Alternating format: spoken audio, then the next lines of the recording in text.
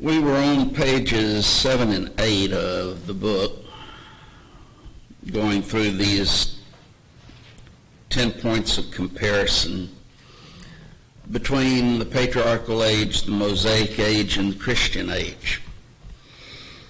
Patriarchal age, just to go through a brief review, lasted 2,500 years.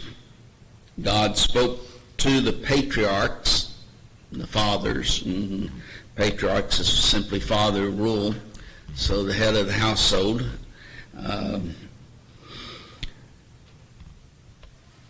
It is covered in the book Genesis through Exodus chapter 19. It was a time of a family religion. As we mentioned, God was speaking to the head of the household, and then what he would having received that word, give it to the rest of the family. He also served thus as God's prophet to the family. We also see that he served as the priest for the family as well. There was no written law. It was, in that sense, oral. The blood of animals was offered as sacrifice. The father mentioned served as priest as well as the prophet. There was no set day of worship. And we looked at the aspect of, while many claim that the Sabbath was going on during that time, there was not. It was given to the Mosaic period. There was no set place for worship.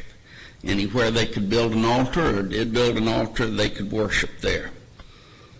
And they became members by physical birth, of course, being born into whatever family that they happened to be born into. The Mosaic age lasted from the giving of the law to Christ, in which about 1,500 years.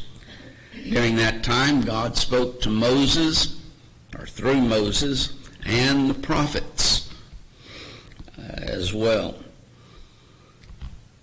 It is covered in Exodus chapter 20 to the cross of Christ, and we'll get to that, dealing with that a little bit more. Actually, it would be to Acts, the 2nd chapter. It was a time of a national religion as opposed to family religion of patriarchy. This was a national religion dealing primarily with the nation of Israel. There was now a written law, and rabbinic authorities broke it down to 613 commandments. Of those, 365, according to my figures, were negative laws, and 248 positive laws. The blood of animals was offered as sacrifice for sins. The priest had to be from the tribe of Levi, and the high priest had to be a direct descendant of Aaron. And that would be, when I say direct descendant, he had to be the oldest son in the family each time. There was a set day for worship, the Sabbath day, or the seventh day, even though Saturday means rest, it was the seventh day. Corresponds to our Saturday. There was a set place of worship. They had to go to the first tabernacle and then later the temple. And they became members again by physical birth, being born into the family of Israel, the nation of Israel. Some were proselyted into the Jewish religion, or they were converted into that religion. And I don't know if it remained this way the entirety of the time, but during the time of Jesus, to become a proselyte, you had to undergo baptism, and you had to undergo circumcision for the men. The Christian age, lasting from the day of Pentecost in Acts 2 until Christ comes again, whenever that might be. During this period of time, God spoke through his Son. These are the last days, in the sense that there will be no days after or period of time after this period of time. It is covered in Acts chapter 2 through the book of Revelation. It is a congregational religion. It is a family religion from the standpoint of a spiritual family now. The saved are all a part of that family of God. They become children of God by a spiritual birth of water and the Spirit. There is a change in the law, no longer the law of Moses, but now then under the law of Christ. And that brings us to number 6, where I think it's 6, ended last time. The blood of Christ is offered for sins. In Acts 20 and verse 28, as Paul is speaking to these Ephesian elders, he says, "Take heed therefore unto yourselves and all the flock over which the Holy Ghost hath made you overseers, to feed the church of God, which he hath purchased with his own blood." Christ purchased the church, this spiritual family, with his blood. In Ephesians 1 and verse 7, and you'll see Colossians 1 verse 14 says, it's basically identical, "In whom we have redemption through his blood, the forgiveness of sins according to the riches of his grace." So again, redemption through his blood, the forgiveness of sins through his blood. In Revelation 1:5, it says, "And from Jesus Christ, who is a faithful witness and the first begotten of the dead, and the prince of the kings of the earth, unto him that loved us and washed us from our sins in his own blood." The blood had to be shed where there would be forgiveness. That's why you see both during the patriarchal age and the Mosaic age, they offered the blood of animals, but the blood of animals couldn't take away sin. It had to be blood, so it had to be the blood of a sinless sacrifice, and that, of course, being Christ.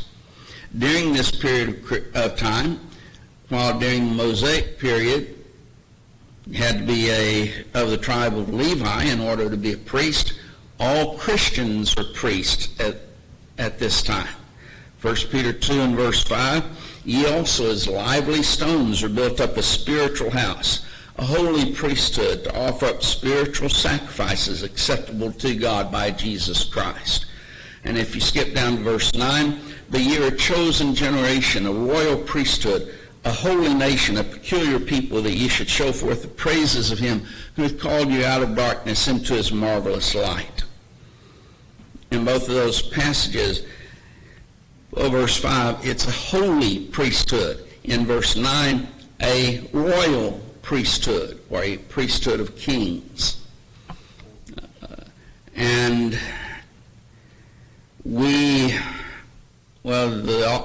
the work of a priest was to offer sacrifices. We offer sacrifices. They are spiritual sacrifices, verse 5. And if you look at Hebrews 13, verse 15 and 16, the sacrifices we offer to God are the fruit of the lips, giving thanks to his name, but to do good and to communicate. That word means fellowship. "Forget not, for with such sacrifices God is well pleased." So those are the type of sacrifices that we offer. Romans 12 and verse 1 sets forth that we offer our bodies as a living sacrifice that's wholly acceptable unto him. there's a new day of worship. That is the first day of the week. Our Sunday. And y'all know why I say our. We won't go through that again. But in Acts 20 and verse 7, upon the first day of the week, when the disciples came together to break bread, Paul preaching to them, ready to depart on the morrow, and continued his speech until midnight. So it was the first day of the week. That's when the disciples came together. And in that, they worshiped. There's two aspects of worship that he mentions here. One would be the partaking of the Lord's Supper, as we refer to it, the bread and the fruit of the vine in memory of the death of Christ, and also the preaching aspect. Paul preached unto them during that time. In 1 Corinthians 16 and verse 2, now concerning the collection for the saints, as I have given order to the churches of Galatia, even so do ye upon the first day of the week. Let every one of you lay by him in store as God has prospered him, that there be no gatherings when I come. Let me add here that this is, again, the first day of the week. It was something that Paul had ordered. He ordered the churches of Galatia. He was ordering the church at Corinth. And we could, if we wanted to spend the time, go through the book of 1 Corinthians and show there's several times in which he says, what I have commanded you, I've commanded churches everywhere. It's thus for us as well. Starting in chapter 11, what you see, though, is what we would refer to as a worship service. You have the Lord's Supper in chapter 11. Chapter 12 through chapter 14 is a discussion of miraculous gifts. And in that, in particular, in chapter 14, you'll see in verse 15, there's prayers that were to be made. There's a singing of the songs, hymns, and spiritual songs that were set forth. There was in that chapter also preaching aspect, as you would also see in relationship to his discussion of the resurrection in chapter 15. And then now in chapter 16, you have the collection of the saints. So all of those aspects of worship that we know through which we worship God are mentioned within the context of 1 Corinthians 11 through 16, and it talks about being on the first day of the week when they did this. That's why it is called in Revelation 1 and verse 10, I was in the Spirit on the Lord's day, and heard behind me a great voices of trumpet. It is truly the Lord's day. Now then, I won't spend a great deal of time preaching on that, but we've made it everything but the Lord's day in our society. And there has been I believe, a concerted effort to try to draw people away from it being the Lord's day to everything else day. Number 9, there was no set place of worship. John 4, verse 23 and 24, as Jesus is speaking to this woman of Samaria, and she's asked about the place of worship. We worship in this mountain. This mountain was Mount Gerizim. You say in Jerusalem is the place of worship. Where is the proper place of worship? That's really her question. And he tells her the hour is coming, and now is, when the true worshiper shall worship the Father in spirit and truth, for the Father seeketh such to worship him. God is a spirit, and they that worship him must worship him in spirit and in truth. He doesn't say there's any set place of worship now. He's making it, you can worship anywhere. Now there are certain aspects of our worship that are limited certainly to the first day of the week. The partaking of the Lord's Supper, for example, the contribution. However, singing. We see that, James 5 and verse 13. Is any among you merry? Let him sing psalms. So that's any time. Prayers, pray without ceasing, 1 Thessalonians 5. So we see that there are certain aspects we can worship anytime, any place. Even though there is that time, for example, in 1 Corinthians 11, talking about the Lord's Supper, when you come together into one place to partake of the Lord's Supper. By the way, that would forbid the dividing up of that time in which we come together to worship. And to now make a distinction, we have Bible classes. That is not a time of worship in which we are worshiping, where we have come together to worship God. We have our worship assembly. Ours, I'll probably say the wrong time. That's a problem. I have Sunday morning at 10 o'clock. Yeah, 10 o'clock. After all these years, I still mess up.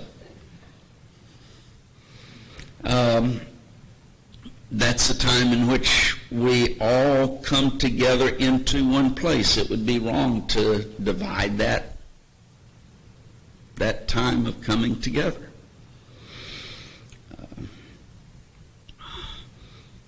But it is, we can worship in the church wherever we assemble. Notice in this, though, that the church building is not the church. There is a distinction between a building which the church owns and what the church is. The church are those people who have been called out of darkness into the marvelous light of Christ. The church is the people, saved people, not this building. When we come to gather together in worship, we are coming to worship. We're not coming to church. We're coming to worship. At least that's what we're supposed to be doing and should be doing. But the book mentions 2 Thessalonians 2 and verse 14, whereunto he called you by our gospel to the obtaining of the glory of our Lord Jesus Christ. He called you. The church, the very basic meaning is the called out. Here's people who have been called by the gospel out of darkness into light. And thus they become members by spiritual birth. John 3, verse 1 through 5, Nicodemus coming to Jesus, and Jesus telling him, except a man be born again, he cannot enter into the kingdom of God. Nicodemus, confused, can man enter into a second time into his mother's womb and be born?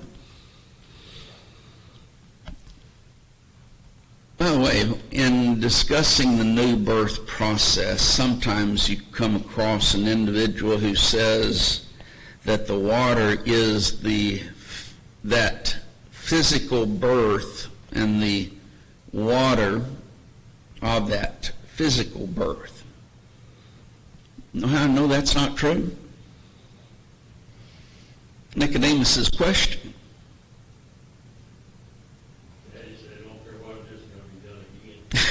It's got to be done again.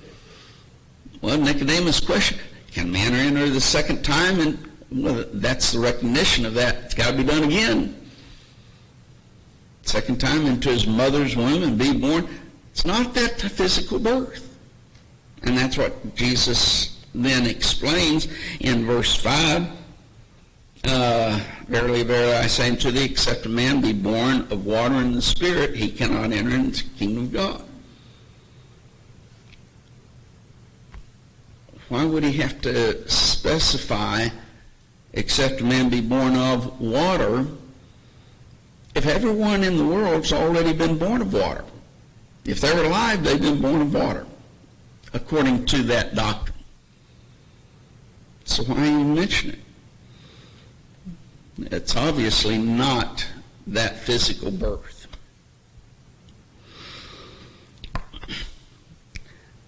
Now then, before we leave this, we have three dispensations listed on the screen: Patriarchy, Mosaic, and Christian. In each one of these can be subdivided into two parts. And just because I don't have a lot of space here,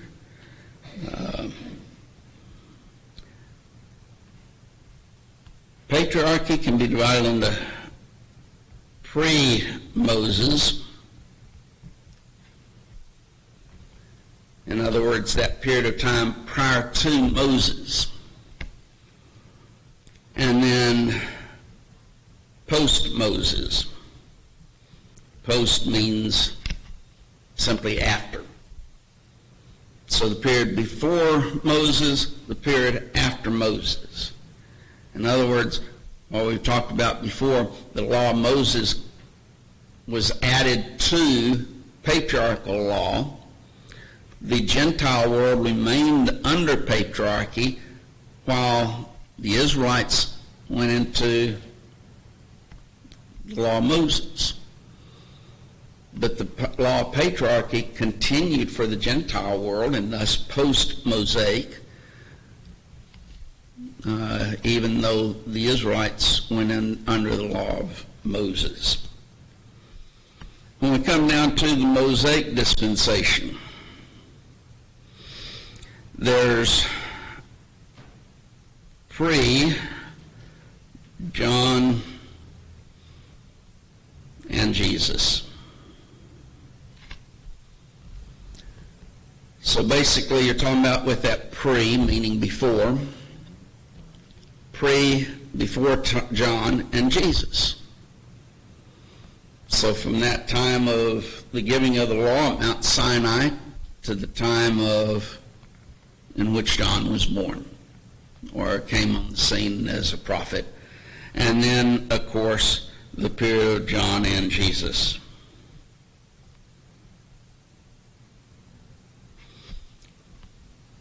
So you have that period of time in which John and Jesus were engaged in their ministry, their work in preparing for the kingdom to come at that time. It has now come, of course, but thus these two periods, prior to John and Jesus, and then the period of John and Jesus. The Christian age, again, divided into two subdivisions. One would be the miraculous.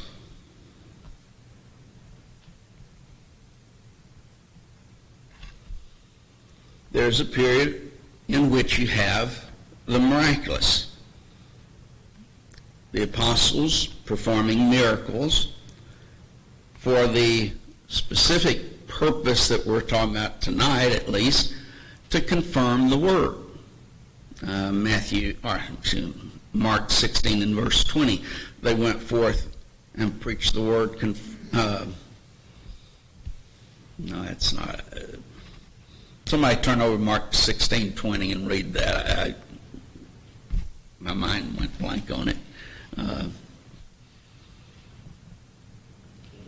forth and preached everywhere, the Lord working with them, confirming the word with signs. Okay, confirming the word with signs or miracles following. So you have that period of the miraculous that we would see in 1 Corinthians 13, 8 through 13, and Ephesians 4, verses 7 through about verse 16, I believe, in which shows that when the completed word was finished, or when it was completed, then miracles ceased.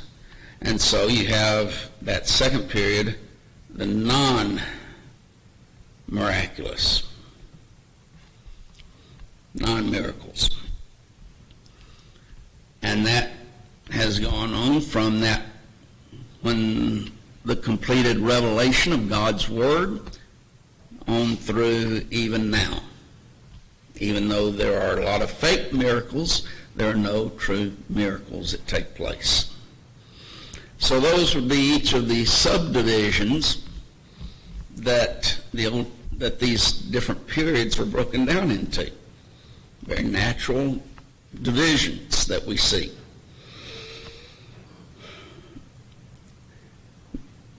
Now then, we want to go back to, I think it's page 1. One of these years, we might get past page 1.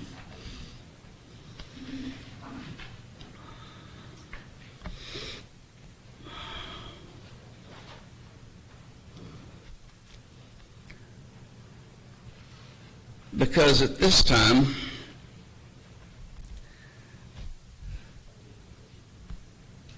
in talking about, let me scoot this over some,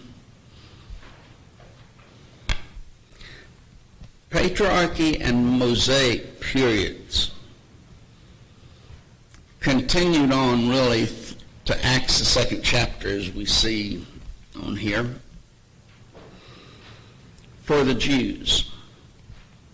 For the Gentiles, it really continued on till Acts 10.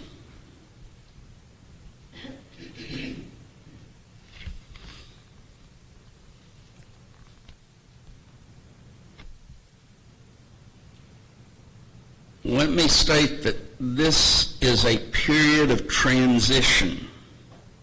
You're transitioning from, for example, the law of Moses to the law of Christ, from patriarchy to the law of Christ. It will never be repeated. It does not apply to any other time other than this. Some people, when you say that, for example, patriarchy continued to Acts 10 and Cornelius, and I'll plan on proving that as we go through, they get all upset. Well, if that were the case, then we shouldn't even, you're saying we shouldn't even teach people the gospel anymore. Well, no, that's, just leave them in ignorance and maybe they can be saved without the gospel. No. Because this was a period of transition in which they were transitioning from one law to another law. No one today, for example, just using today, there's no one on earth living now that is not subject to the law of Christ. Every accountable human being living today is accountable to the law of Christ. No one who's living today has ever been under the law of patriarchy or under the law of Moses. So it is a transitional period that applied just to that period of time and no other period of time.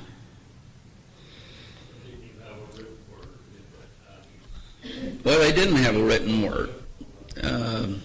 They had the Mosaic law, but that was only for the Jews. Let me erase some things on here.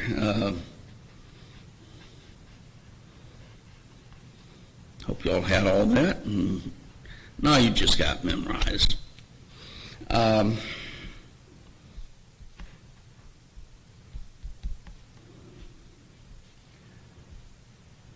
Well,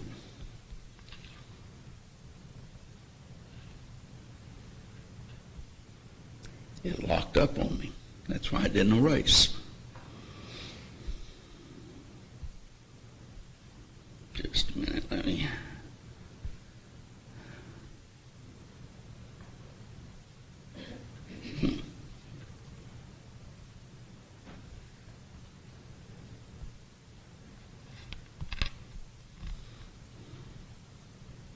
Now then, let me try this erasing again.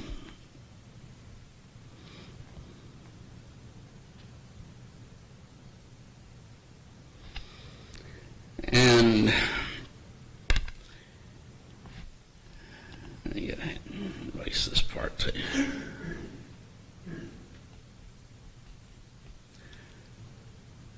The difference that we're talking about right now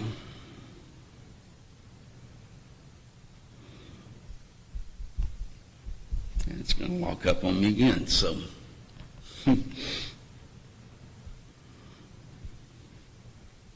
there we go. The difference is between what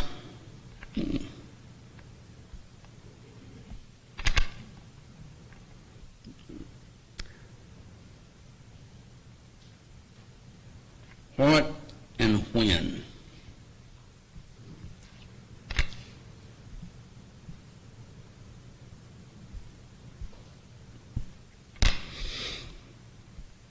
Now, what do I mean by that? Let me give an illustration. In talking to a lot of individuals that try to offset the need for baptism for remission of sins, they will talk about the blood of Christ and the cross and the blood that he shed upon the cross. And they will come out with statements such as, it's a done deal. I don't have to do anything as a result, because Christ forgave me of my sins on the cross. They have confused the what with the when. What took away our sins? Blood of Christ. When? When we were baptized. We understand that, don't we? We understand that principle between what does it and when it takes place, at least from that standpoint. What? Blood of Christ. When? When baptism, or when baptized in water. As far as what we're talking about tonight, it is a difference between what and when. Same principle. Christ took both laws away, in effect, at the cross, his death. Let's look at a few verses. These primarily dealing with the law of Moses, but it also applies itself to patriarchy law. Ephesians 2 and verse 5.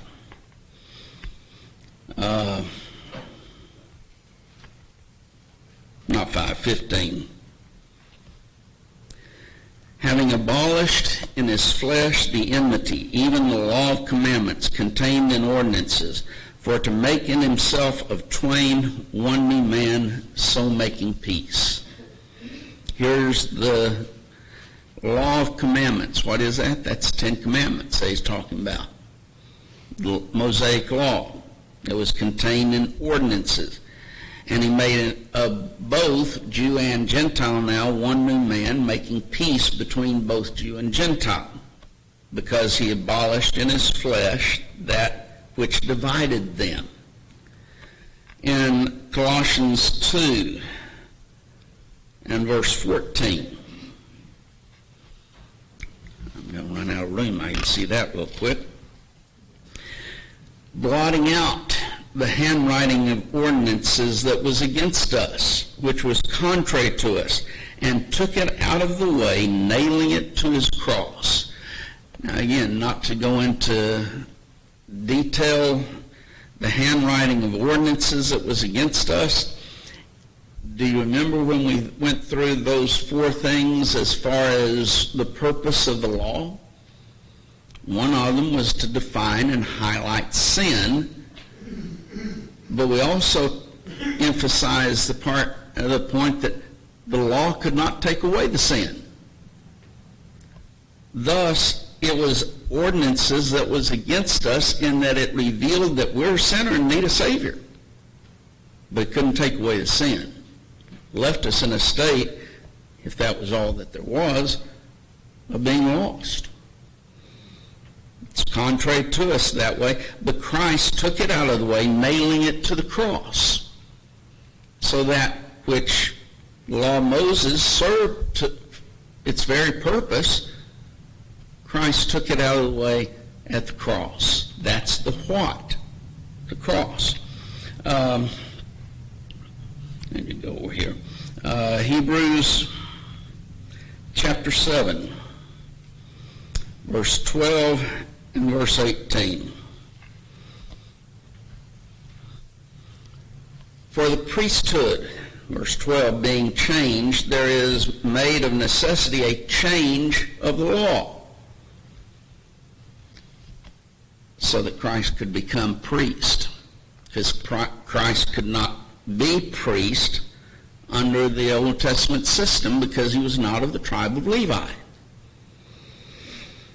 So verse 18, for there is verily a disannulling of the commandment going before for the weakness and unprofitableness thereof. Well, that commandment, they talk about the Ten Commandments and the law of Moses, there's a disannulling of that. What? It's taking it away. It's canceling it. Why? Because it was weak and unprofitable and that it could not take away sin. Again, showed the need for sin. And thus, there needed to be a change from that Levitical system and the offering of animal sacrifices to a law that will allow Christ to be priest and offer his own blood in heaven for us.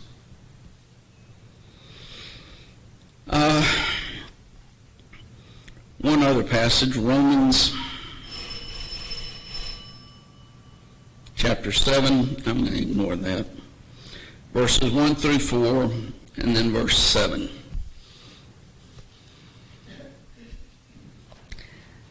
Know ye not, brethren, for I speak to them that know the law, how the law hath dominion over man as long as he liveth.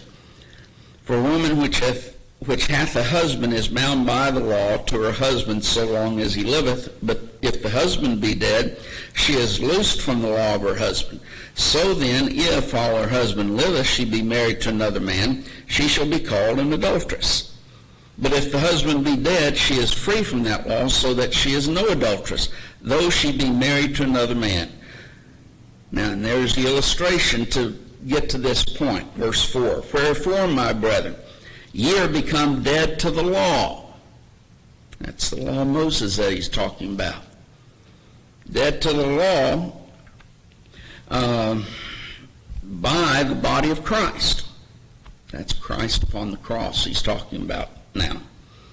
That ye should be married to another, even him who is raised from the dead, that we should bring forth fruit unto God. And verse 7 shows us what law he's talking about, verse in particular. What shall we say then? Is the law sin? God forbid. Nay, I had not known sin, but by the law, for I had not known lust, except the law had said, thou shalt not covet. That's part of the Ten Commandments in Exodus 20th chapter. Thou shalt not covet. That's the law that he's talking about. The law of Moses. And so, we have become dead to the law of Moses. Now then, that's going to include patriarchy also, because Christ took it out of the way at the cross, so we could be married to him. So we see what took the Old Testament away. It's the cross of Christ. What we're going to concern ourselves with, and we'll have to wait until next week, is in reality the when. What took it away? The cross. When? And I'll just say, you can start studying it if you want to, but Acts the 2nd chapter for the Jews, Acts 10th chapter for the Gentiles, Cornelius. And he put it this way. When was that which was effected by the cross applied or applicable to man? Exactly the same thing. The death of Christ and the blood that he shed upon Calvary's tree is the what took our sins away. It is not affected, it is not applied to our sins until we are baptized in water for the forgiveness of our sins. It's exactly the same principle of what and when. The what, which we've discussed tonight, the death of Christ, or the cross. The when, we'll look at, Lord willing, next week. Any questions or comments real quick before we end?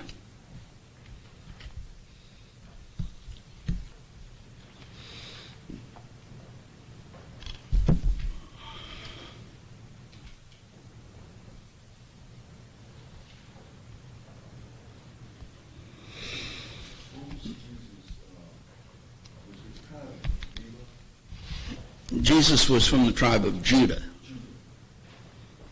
which was actually, it was the kingly tribe. Last week, should have been, I know we discussed it, I can't tell you when, but yeah, he was from the tribe of Judah, which if you go back to Genesis 49 and verse 10, says that the scepter shall not depart from Judah. There's another aspect, and I don't remember the rest of the verse, but the scepter is that which represented the king and his power, his authority. And it would not depart from Judah. It was till Shiloh come.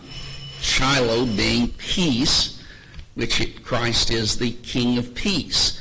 So he comes from the tribe of Judah, not from the tribe of Levi. For him to become priest, the law had to be taken out of the way, which happened at the cross.